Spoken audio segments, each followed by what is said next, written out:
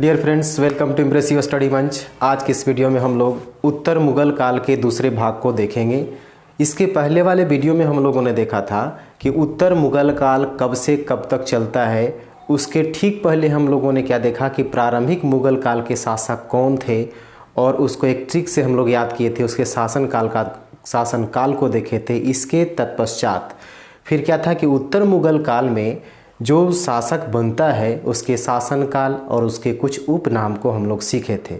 इसके अगले क्रम में क्या है कि आज हम लोग उत्तर मुगल काल का जो पहला शासक होता है वो कौन है, वो कब से इसका शासनकाल स्टार्ट होता है और किस तरह से वो राजगद्दी पर आता है। तो आइए देखते हैं उत्तर मुगल काल। उत्तर मुगल काल, तो उत्तर मुगल काल का हम लोग जो समय देखे थे वो कब से शुरुआत था। तो जिस समय औरंगजेब की मृत्यु होती है, तो औरंगजेब की मृत्यु के बाद यानी 1707 ईस्वी के बाद 1707 ईस्वी के बाद जो है वो उत्तर मुगल काल की शुरुआत हो जाती है। ये कब से कब तक चलता है, तो 1857 ईस्वी तक चलता है। ठीक है, तो उत्तर मुगल काल का जो पहला शासक जो होता है वो कौन होता है। तो औरंगजेब की मृत्यु के बाद औरंगजेब की जो पुत्र थे वो उसके 4 पुत्र थे। उसमें पहला क्या बताए थे, मुअज्जम, दूसरा क्या था आजम, तीसरा कामबख्श और जो चौथा था अकबर, जो गुम हो गया था, कहीं चला गया था। तो ये 3 पुत्रों में क्या होता है कि इसके मरने के बाद तीनों में उत्तराधिकार की लड़ाई होती है। ठीक है, और उसमें उत्तराधिकार की लड़ाई में क्या है कि बहादुर शाह जो प्रथम है वो जीत जाता है और दोनों भाइयों को हरा देता है और वह क्या करता है, शासक बन बैठता है। तो आइए देखते हैं बहादुर शाह प्रथम को। मुअज्जम, इसका मूल नाम जो है ये मुअज्जम ही होता है, लेकिन जब शासक बनता है तब ये बहादुर शाह प्रथम के नाम से शासक बनता है। तो ये तो मूल नाम क्या हो गया, मुअज्जम हो गया। अब इसका जो जब शासक बनता है तो किस नाम से बनता है, तो बहादुर शाह प्रथम के नाम से बनता है। ये शासक जो बन रहा है ये बहादुर शाह प्रथम के नाम से, बहादुर शाह प्रथम के नाम से बन रहा है। अब ये जब शासक बनता है तो ये कितने वर्ष की उम्र में बनता है, ये 63 वर्ष की उम्र में बनता है। अगर क्वेश्चन पूछा जाएगा कि पूरे मुगल काल में सबसे अधिक उम्र में बनने वाला शासक कौन था, तो ये कौन था, बहादुर शाह प्रथम। ये कब बनता है, ये 63 वर्ष की आयु में बनता है, 63 वर्ष की आयु में बनता है। अब यहाँ पर जब शासक बनता है तो शासक बनने के लिए क्या है, राजगद्दी पर बैठने के लिए अपने 2 भाइयों से उत्तराधिकार का युद्ध लड़ता है। तो ये उत्तराधिकार का युद्ध,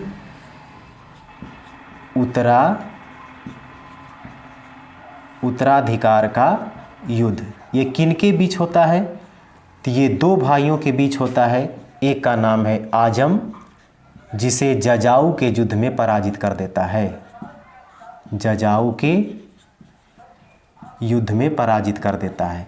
दूसरा भाई का नाम है कामबख्श, कामबख्श इसको किस युद्ध में हराता है, तो इसको बीजापुर के युद्ध में हरा देता है, बीजापुर के युद्ध में इसे पराजित कर देता है। यानी ये 2 भाई क्या होता है, उत्तराधिकारी की लड़ाई में पराजित हो जाता है। अब इसके बाद पराजित होने के बाद क्या होता है कि अब जो बहादुर शाह प्रथम है यानी मुअज्जम जो है, इसको अब शासक बनने से कोई रोक नहीं सकता, अब कोई अडंगा डालने वाला बीच में नहीं है। तो ये बहादुर शाह प्रथम के नाम से राजगद्दी पर बैठता है।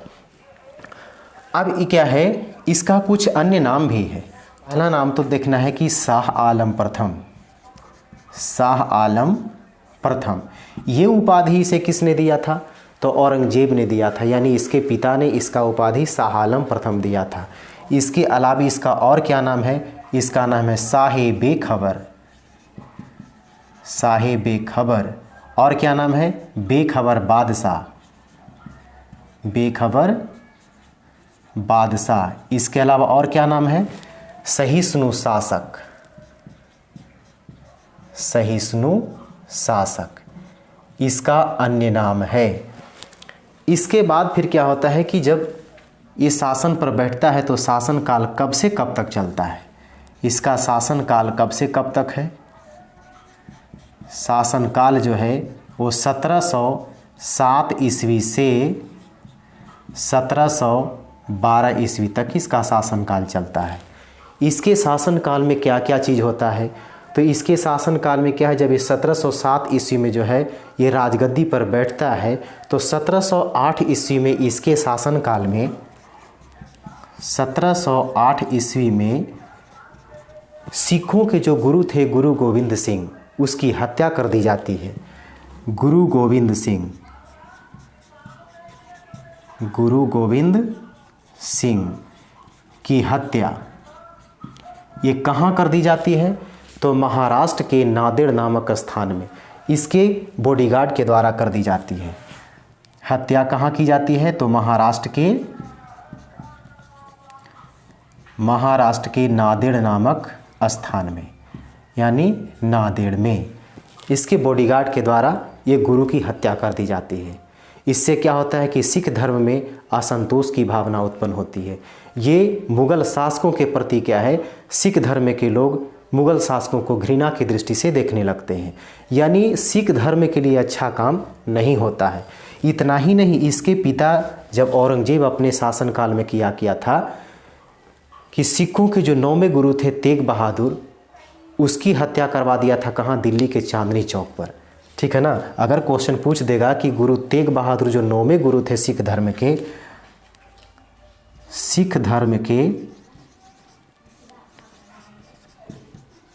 9वें गुरु कौन थे, तेग बहादुर की हत्या किसने करवाई थी, औरंगजेब ने करवाया था।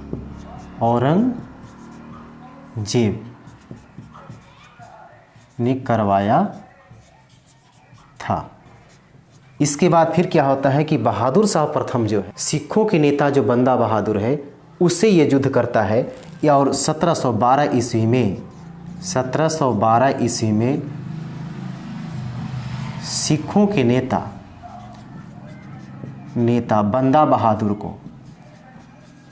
बंदा बहादुर को हराया। इसके बाद क्या होता है कि 1712 ईस्वी तक इसका शासनकाल चलता है।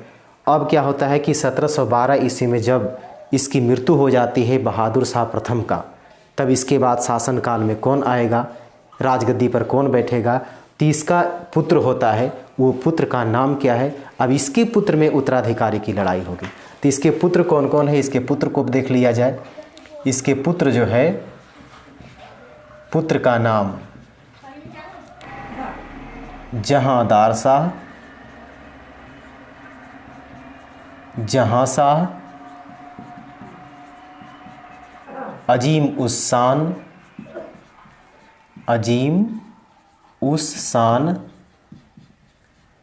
इसके बाद बुलंद अख्तर,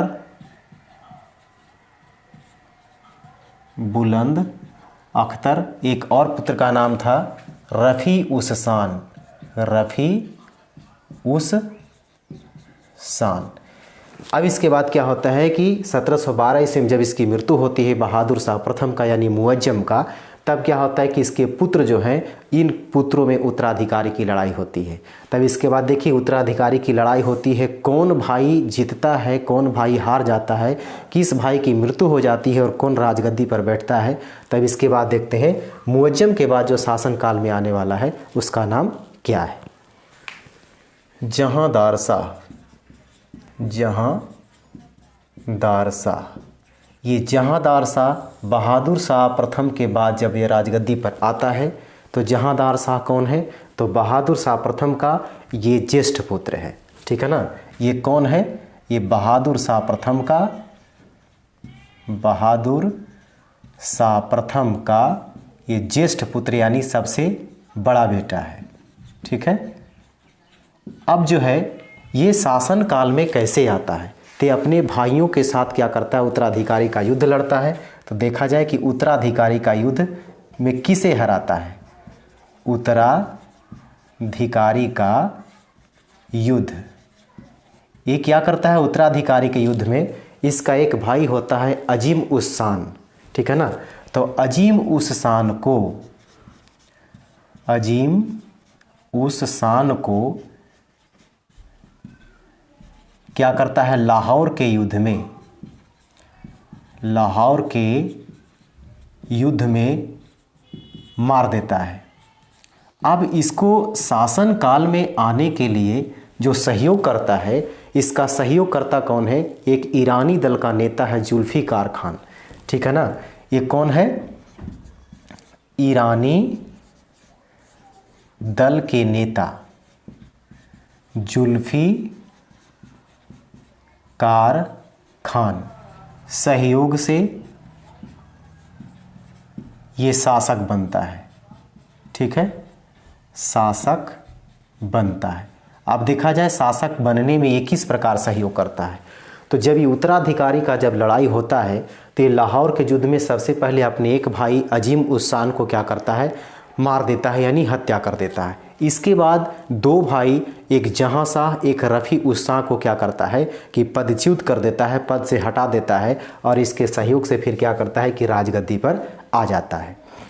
ये था उत्तराधिकारी की लड़ाई, यानी जहां शाह और रफ़ी उस शाह को क्या करता है, पदच्युत कर देता है, यानी पद से हटा देता है। पदच्युत कर क्या करता है, राजगद्दी पर बैठता है। ये हो गया उत्तराधिकारी की लड़ाई और जुल्फिकार खान का सहयोग करना, तब ये राजगद्दी पर बैठता है। अब इसका शासनकाल कब से कब तक चलता है, तो इसके शासनकाल का देखा जाए, ये शासनकाल जो इसका है मात्र 1712 ईस्वी से 1713 ईस्वी तक है। जुल्फिकार खान के सहयोग से तो शासक बना दिया गया, लेकिन शासन इसे संभला नहीं। कारण क्या था कि विलासी प्रवृत्ति का था, थोड़ा रसिक आदमी था। कारण क्या था, तो कारण यह था कि यह विलासी प्रवृत्ति का था, विलासी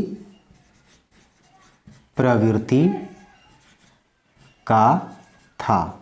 और दूसरी बात क्या है, लाल कुंवरी नामक एक वेश्या थी, जिसके चलते हमेशा ये चर्चा में रहता था।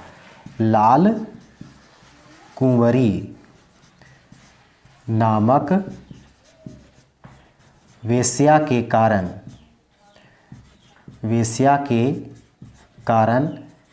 हमेशा चर्चा में रहा। और क्या कारण बना, ये शासन में रुचि नहीं रखता था, शासन में कोई रुचि नहीं थी। ठीक है, यानी विलासी प्रवृत्ति का था, हमेशा ऐश मौज की प्रवृत्ति इसमें था। लाल कुंवरी नामक जो वेश्या थी, उसके कारण हमेशा कहता है कि अपने शासनकाल में ये चर्चा में रहा और ये शासन में कभी रुचि नहीं लिया। इसके कारण क्या है कि इसे अनेक नाम भी दिया गया है। इसका अनेक नाम क्या है, इसका नाम जो है अन्य नाम इसे कहा गया है कमजोर शासक, पतित राजकुमार, माने पतित का मतलब गिरा हुआ, यानी खराब नेचर वाला, तो पतित राजकुमार। इसके अलावा और एक नाम है जो हमेशा एग्जाम में पूछ लिया जाता है, इसका नाम क्या है, एक लंपट मूर्ख। ठीक है, लंपट मूर्ख के नाम से जाना जाने वाला मुगल शासक कौन था, तो जहांदार शाह। अपने शासनकाल में जब ऐसा काज करने वाला जहांदार शाह बन गया, तब इसके बाद फिर क्या है कि इसके शासनकाल में दो सैयद बंधु का उदय होता है। उस सैयद बंधु का नाम है हुसैन अली और अब्दुल्ला खां। इसके शासनकाल में किसका उदय होता है, दो सैयद बंधु।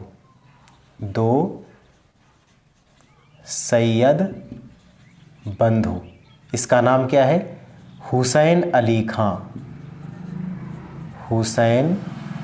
अली खां और कौन, और अब्दुल्ला खां। अब्दुल्ला खां। ये दो सैयद बंधु का उदय होता है। और ये सैयद बंधु क्या करता है, जब देखता है कि ये विलासी प्रवृत्ति का है, इसे शासन चलने वाला नहीं, एक कमज़ोर शासक है, पतित राजकुमार है, तो क्या करता है कि इसका जो भतीजा होता है यानी अजीम उस शान का पुत्र है फर्रुख सियर, ठीक है, अजीम उस शान का जो पुत्र था फर्रुख सियर, वो देखता है कि अब यही मौका है, मेरे पिताजी को हत्या करने वाला यही जहांदार शाह को क्या करता है कि जब इसका सहयोग होता है सैयद बंधु हुसैन अली अब्दुल्ला खां का, फर्रुख सियर को सहयोग करता है और क्या करता है, जहांदार शाह की सारी सेनाओं को समूहगढ़ के युद्ध में क्या करता है, फर्रुख सियर हरा देता है, पराजित कर देता है। और क्या करता है कि 12 फरवरी 1713 ईस्वी का समय था। उस दिन क्या करता है कि फर्रुख सियर खुद अपने पिता का बदला लेने के लिए जहांदार शाह को हत्या कर देता है, यानी जहांदार शाह का कत्ल हो गया। अब फर्रुख सियर क्या करेगा, वो खुद शासनकाल पर बैठेगा। तो आइए देखिए इसकी मृत्यु कैसे होती है। तो फर्रुख सियर के द्वारा, फर्रुख सियर के द्वारा 1713 ईस्वी में हत्या कर दी जाती है, यानी मार दिया जाता है, हत्या कर दी जाती है, ठीक है। और इसे कहाँ दफनाया जाता है, जब इसकी मृत्यु हो जाती है तो इसे हुमायूं के मकबरा, यानी जो दिल्ली में हुमायूं का मकबरा है, उसी मकबरे में ये जहांदार शाह को दफना दिया जाता है। इसे कहाँ दफनाया जाता है, इसे हुमायूं के मकबरा, हुमायूं के मकबरा जो दिल्ली में है, मकबरा में दफनाया जाता है, दफनाया जाता है। इस तरह से जहांदार शाह का शासनकाल समाप्त हो जाता है। अब कौन आ रहा है, तो जहांदार शाह का भाई जो था अजीमुस्सान, उसका पुत्र आ रहा है फर्रुख सियर। वो किसके सहयोग से आ रहा है, तो दो सैयद बंधु है हुसैन अली और अब्दुल्ला खां, ये दोनों के सहयोग से वो शासन में आ रहा है। तब आइए देखते हैं फर्रुख सियर के बारे में।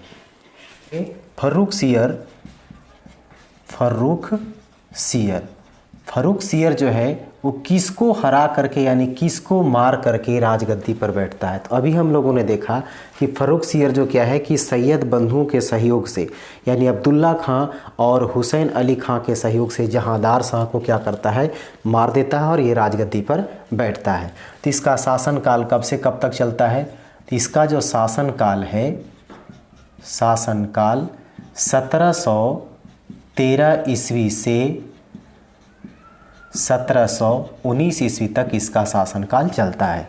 अब ये किसके सहयोग से आता है, ये जो शासक बनता है, ये शासक किसके सहयोग से बनता है, तो सैयद बंधु के सहयोग से बनता है, सैयद बंधु के सहयोग से बनता है, सहयोग से बनता है। अब जब ये सैयद बंधु के सहयोग से जब शासक बनता है तो दोनों भाई को क्या बनाता है, तो पहला क्या है, ये अब्दुल्ला खां को वजीर बनाता है, ठीक है, वजीर बनाता है। और हुसैन अली खां को, हुसैन अली खां को मीर बख्शी बनाता है, मीर बख्शी बनाता है। यानी कहने का मतलब ये हो गया, वजीर का मतलब होता है प्रधानमंत्री और मीर बख्शी का मतलब हो गया कि वो सैन्य कार्य को देखेगा। तो इस तरह से क्या है कि दोनों को 2 पद दे देता है। और इसके बाद फिर क्या है कि 1717 ईस्वी में, 1717 ईस्वी में फर्रुख सियर क्या करता है, एक शाही फरमान जारी करता है, शाही फरमान जारी करता है। ये शाही फरमान जो है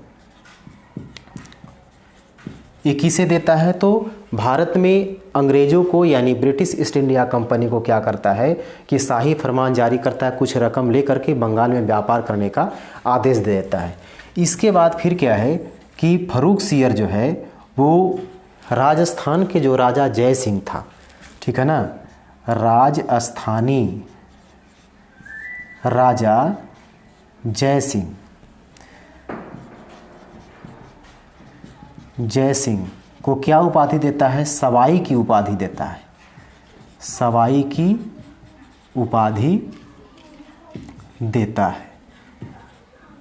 इसके बाद 1708 ईस्वी से सिखों के जो नेता था बंदा बहादुर, वो मुग़ल शासकों को नाक में दम कर रखा था। तब क्या करता है कि 1716 ईस्वी में ये बंदा बहादुर को फांसी की सज़ा दे देता है। फांसी की सज़ा देता है। इतना ही नहीं, इसके अलावा 40 सिखों को क्या करता है कि वो हत्या कर देता है और उसके बाद फिर बंदा बहादुर को पकड़ता है और उसे फांसी दे देता है। इतना ही नहीं, उसे दोनों आँख फोड़ भी देता है, उसका खाल उधेड़ देता है और शरीर का टुकड़े टुकड़े कर देता है। इसके बाद फिर क्या है कि फ़र्रुखसियर का अन्य नाम भी है। इसे अन्य नाम भी दिया गया है। अन्य नाम में क्या है? इसको घृणित कायर भी कहा गया है। घृणित कायर भी कहा गया है। इसके बाद फिर क्या होता है कि फ़र्रुखसियर जो है ना, ये 1719 तक अपने शासनकाल में रहता है और बीच में क्या परेशानी आती है, क्या दिक्कत आता है अब्दुल्ला खां और हुसैन खां से, तो फिर क्या है कि फ़र्रुखसियर की हत्या करवा दी जाती है। इसके बदले फिर जो है ना, ये सैयद बंधु, यानी इसको किंग मेकर भी कहा गया है, यानी राजा बनाने वाला। तो ये फ़र्रुखसियर से नाराज़ हो जाता है और फिर इसे हटाने के लिए, राजगद्दी से हटाने के लिए किसी दूसरे शासक को लाता है। तो इसको हम अगले वीडियो में देखेंगे।